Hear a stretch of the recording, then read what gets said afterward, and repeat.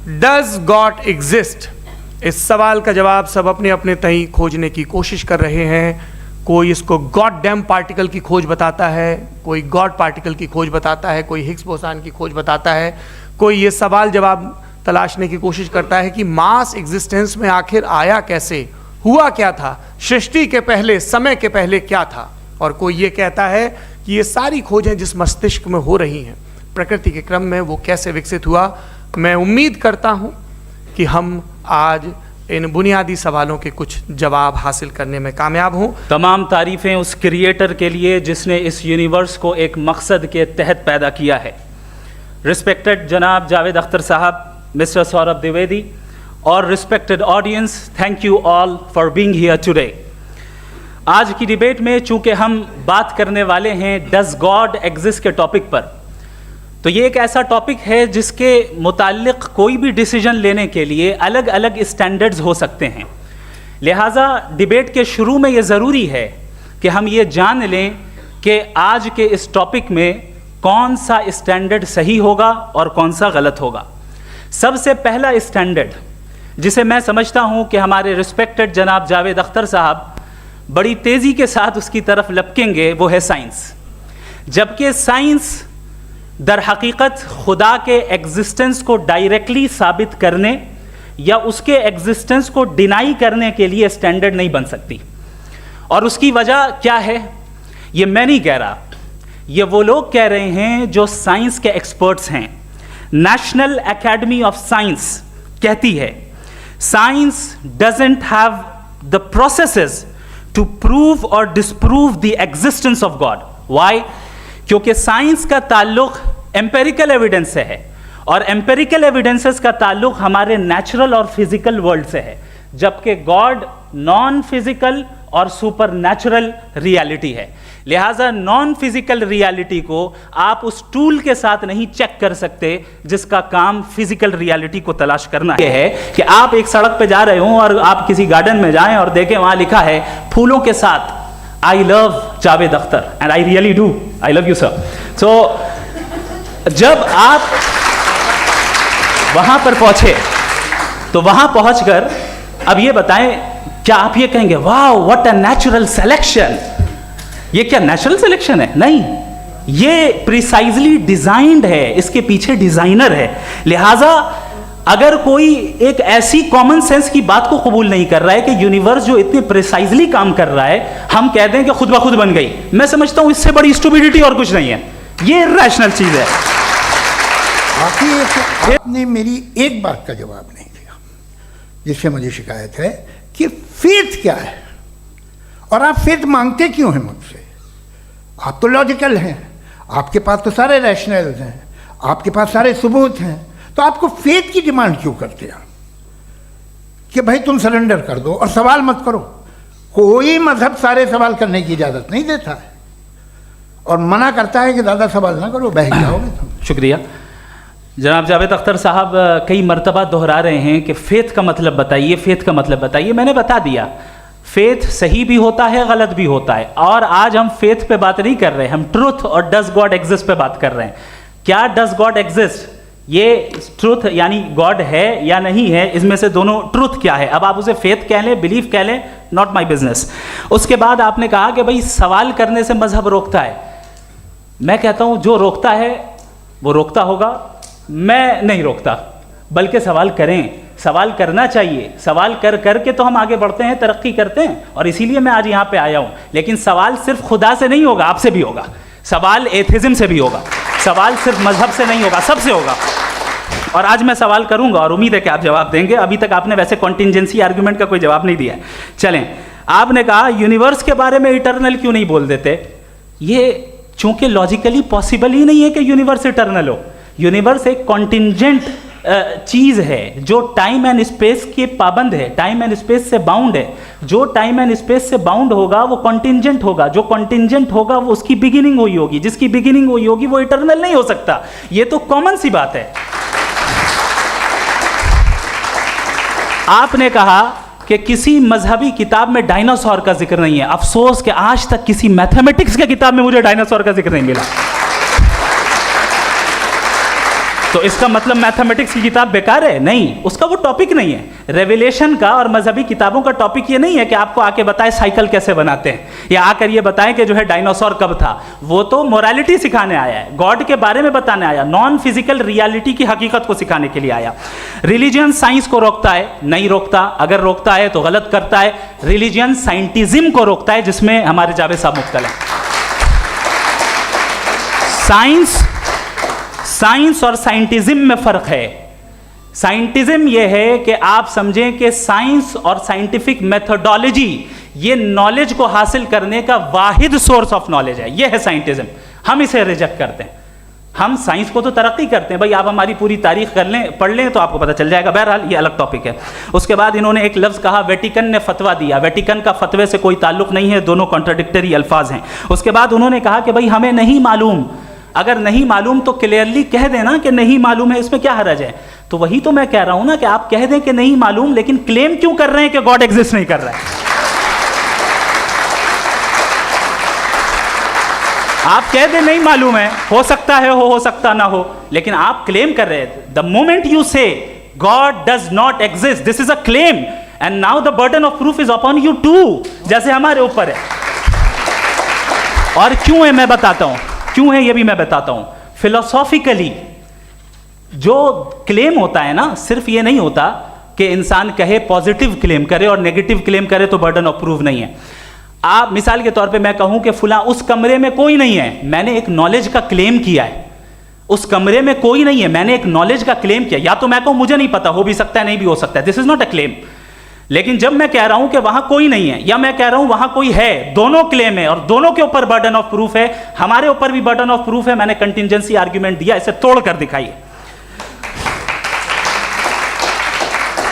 आखिरी चीज इन्होंने कहा कि खुदा दुनिया बनाने से पहले 150 साल पहले या करोड़ों साल पहले क्या कर रहा था। अरे हजरत,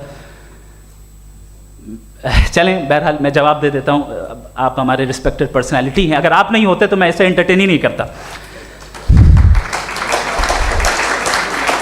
टाइम, ये 100 साल पहले या 100 साल बाद, पहले बाद में अभी, ये वो अल्फाज हैं जिनका ताल्लुक टाइम से है। टाइम शुरू ही हुआ है यूनिवर्स की बिगिनिंग के बाद, तो उसके पहले खुदा क्या कर रहा था? सवाल इलॉजिकल है, ये फेलेसी है। यानी आप ये कह रहे हैं कि यूनिवर्स के बनने से पहले खुदा क्या कर रहा था? टाइम के बनने से पहले, पहले का ताल्लुक टाइम से, टाइम उस वक्त था ही नहीं, तो ये सवाल ही इनवैलिड है खुदा के ताल्लुक से। दूसरी चीज, आर्ग्यूमेंट ऑफ कंटिजेंसी जो मैंने आपके सामने पेश की है, आपने बार बार ये प्रूफ किया और ये कह रहे हैं कि गॉड ऑफ गैप्स। देखिए पहले नहीं मालूम था, साइंस ने कर दिया। सिंपल की मिसाल से मैं समझा देता हूं। जिस गैप्स की आप बात कर रहे हैं ना, साइंस उन गैप्स को जिन चीज के जरिए भी प्रूव करेगा वो कॉन्टिजेंट ही होगा, अब चाहे वो फोर्स हो, मैटर हो या एनर्जी हो। लिहाजा सवाल हमारा उस वक्त भी वैलिड होगा जब तक कि आप नेसेसरी बीइंग पे ना आ जाएं, और इन्फिनिट रिगरेस पॉसिबल नहीं है of causes in practical world, तो जाहिर है कहीं रुकना पड़ेगा, जहां रुकेंगे वही खुदा है। हो गया। दूसरी चीज, सॉरी या इसकी एक मिसाल आप ले लें। एक कार है, एक साहब ने देखा कि भाई कार जो है उसके व्हील्स कितने अच्छे लगे हुए हैं सही जगह पे, स्टीयरिंग जो है कितने अच्छे जगह पे लगी हुई है, और सीट्स कितने वेल डिजाइंड है, कितनी प्रिसाइजली ये कार काम कर रही है। तो जरूर कोई ना कोई इसे क्रिएट किया है, किसी ने क्रिएट किया है। अब जावेद साहब आए और कहे अरे जनाब बोनेट खोलिए, इसमें इंजन है, इंजन इस कार को चला रहा है, hence prove no one has created the car. This is illogical, this is irrational. आपने इंजन के जरिए उस गैप को तो साबित किया, लेकिन क्या उससे कार की जो क्रिएशन है और उसका जो क्रिएटर है ये इम्पॉसिबल हो जाए? ऐसा पॉसिबल है? उसका सवाल खत्म हो जाए, ऐसा पॉसिबल है? नहीं। आपने गैप्स को फिल करके, कॉन्टिजेंट चीजों से गैप्स को फिल करके हमारे ऑब्जर्वेशन को और ब्रॉड कर दिया। अब हमें और पता चल गया कि ये जो कार है इसका सिस्टम कितना ज्यादा कॉम्प्लेक्स है। पहले कम समझते थे, अब कॉम्प्लेक्सिटी और ज्यादा वाजे हो गई। अब हमें समझ में आ रहा है कि हमारी सर्टेनिटी और बढ़ गई कि जरूर इस कार को किसी ना किसी ने बनाया। यही मामला यूनिवर्स का है। साइंस हमेशा फिजिकल वर्ल्ड की चीजों को ही फिल करती जाएगी और फिजिकल चीजों से ही करती जाएगी, चूंकि एम्पेरिकल एविडेंस का ताल्लुक फिजिकल वर्ल्ड से है। आप साइंस के जरिए मेटाफिजिकल रियलिटी को कभी साबित नहीं कर सकते, ये रॉन्ग टूल का इस्तेमाल करना है। ये वही काम है कि आप मेटल डिटेक्टर से प्लास्टिक डिटेक्टर करने चलें, जो कि जाहिर है सही नहीं है। Thank you.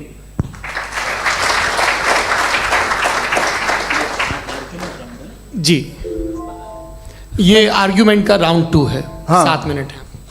पहले तो मैं आपसे अर्ज करूं कि आपने कहा कि जब कायनात ही नहीं थी तो वक्त भी नहीं था, कुछ भी नहीं था। कैसे नहीं था? खुदा था, एक एग्जिस्टेंस तो था ना खुदा का। तो जब खुदा था तो वक्त भी होगा।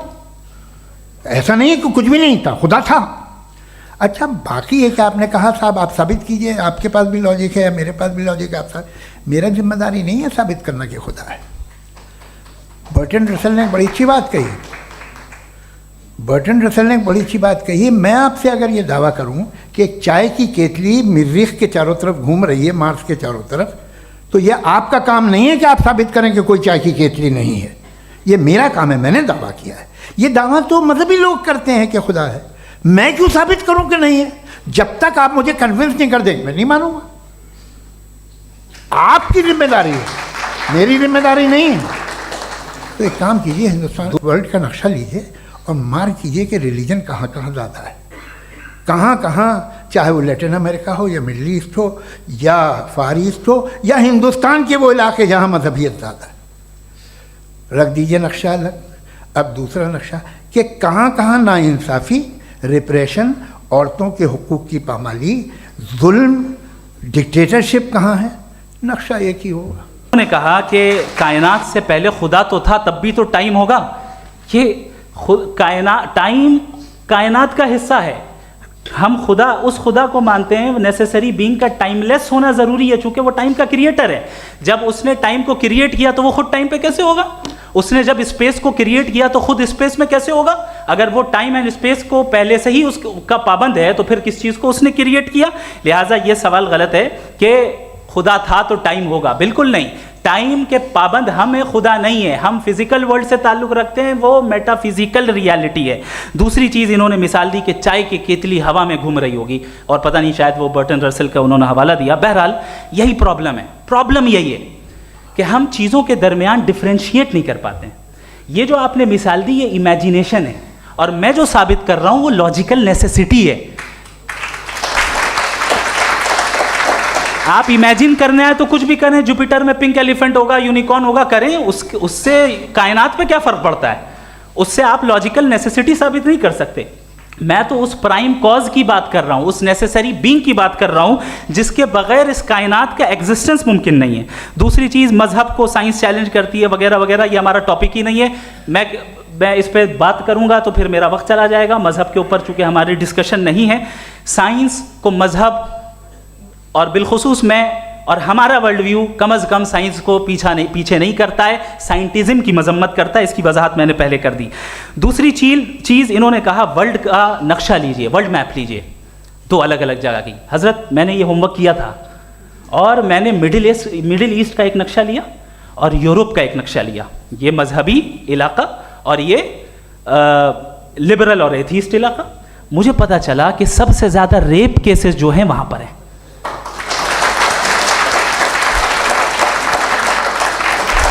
मुझे ये पता चला यूएन की रिपोर्ट के मुताबिक, मैं ये अपने घर से नहीं लेके आ रहा, कि जो वर्किंग वुमेन है यूरोपियन कंट्रीज में, उसमें 81% वुमेन सेक्सुअल हैरेसमेंट का वर्क में शुमार हो रही है। ये मिडिल ईस्ट में नहीं हो रहा है, वो मजहबी लोग हैं इसलिए नहीं हो रहा है। दूसरी चीज, तुम तो वहां गाजा में रहे होगे ना, तुम हर जगह हो।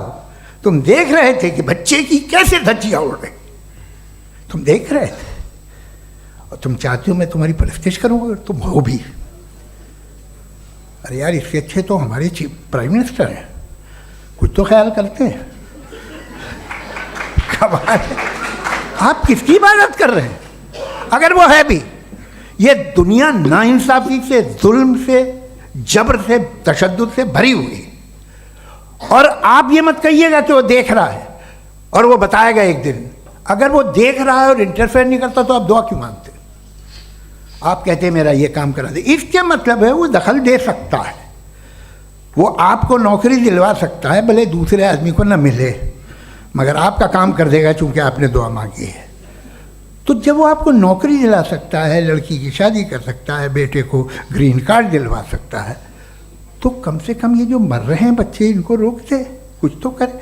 मुझे तो दुनिया में, इस दुनिया का कोई मालिक है, इसका ओमनीपोटेंट कोई रूलर है, और ये दुनिया ऐसी चल रही है। मैं तो चाहूँगा कि भाई ना हो, अगर हो तो बड़ी शर्मिंदगी। तो सबसे पहला सवाल आपसे ये है कि जो मैं इतनी देर से कॉन्टिंजेंसी आर्ग्यूमेंट आपको बता रहा था, ये अकल से ही बता रहा था हजरत, आप ये बताएं कि आप इन्फिनिट रिग्रेस ऑफ कॉजेस को पॉसिबल मानते हैं या नेसेसरी बीइंग के एग्जिस्टेंस को सही समझते हैं, चूंकि दो ही ऑप्शन हो सकता है, आप ये बताएं। देखिए, आपको मैं ईमानदारी से बात करूं, एक तो मैं कॉन्टिजेंसी वर्ड ठीक से समझता नहीं, और इस वक्त भी जो आपने अंग्रेज़ी के अल्फाज इस्तेमाल किए वो ज़रा थोड़े से मुझे डिफ़िकल्ट और कॉम्प्लिकेटेड लगे, तो आप ज़रा सिंपल ज़बान में सवाल कर सकते हैं। बिल्कुल कर सकता हूँ जी। यूनिवर्स की हर चीज़ कॉन्टिंजेंट होने का मतलब ये है कि वो अपने एग्जिस्टेंस में किसी के ऊपर डिपेंडेंट है। जो भी चीज़ डिपेंडेंट होगी वो चीज़ इंडिपेंडेंट नहीं हो सकती, तो उसका कोई ना कोई कॉज होगा। तो अब आप क्या समझते हैं कि ये इन्फिनिट रिग्रेस है, यानी कॉज पर कॉज, कॉज पर कॉज, कॉज पर कॉज, और कभी कोई यानी ये एंडलेसली चलता रहा? क्योंकि अगर ऐसा होगा तो हम तो एग्जिस्टेंस में आते ही नहीं। लॉजिकली ये मुत्तफक अलैह चीज़ है, मुत्तफक अलैह, अग्रीड अपॉन। ओके, इस पे हमने एग्री किया था कि मुश्किल शब्द आएगा तो अर्थ बताना पड़ेगा। तो इन्फिनिट रिग्रेस तो पॉसिबल नहीं है, तो कहीं ना कहीं आपको रुकना पड़ेगा ऐसे नेसेसरी बीइंग पर। नहीं, कोई ज़रूरत नहीं रुकने की। किसने कहा आप रुकना पड़ेगा? आप रुकते हैं खुदा पे, आप नहीं रुकते। आप कहते हैं वो हमेशा से जब उस वक्त है जब की मदद करें, ऐसी जिंदगी। सर, आपकी बात आ गई। आप ये कह रहे हैं कि लोग डिसाइड करेंगे क्या सही है क्या गलत है, यही है? मेजॉरिटी डिसाइड करेगी क्या सही है क्या गलत है? अरे भाई बिल्कुल। मेजॉरिटी अगर ये कहे कि नाजी जर्मनी के साथ जिस तरह मेजॉरिटी थी कि जेनोसाइड करना सही, आप जस्टिफाई करेंगे? उस वक्त आपका ये सवाल सिर्फ उसके बाद क्लोजिंग। हाँ, उस वक्त प्लेनेट पे जो लोग थे, हाँ। उनमें कितने लोग हिटलर को सही समझते? अच्छा, प्लेनेट की मेजॉरिटी तय करेगी, सोसाइटी की नहीं। प्लेनेट की मेजॉरिटी गॉड के एग्जिस्टेंस को सही मानती है, आप क्यों नहीं मानते?